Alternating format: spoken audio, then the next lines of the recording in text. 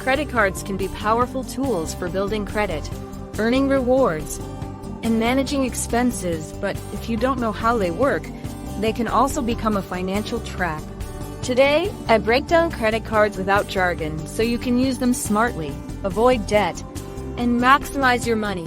Then this video is for you. Part 1. The basics. What is a credit card? It lets you borrow money from a bank or issuer to make purchases. You pay back either in full or over time with interest. Each card has a credit limit, the max amount you can borrow. Think of it like a loan you can reuse monthly as long as you pay off the balance. Each month, you get a statement showing purchases, minimum payment due, and due date.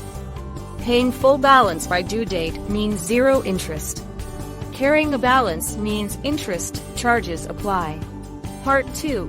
Interest, fees and rates. APR, annual percentage rate, is the interest rate banks charge you.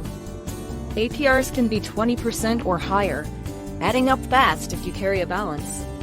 Paying only the minimum can take months or years and cost more than you spent. Other fees include late fees, over-limit fees, and cash advance fees. Pay on time and spend within limits. Part 3. Using credit cards wisely.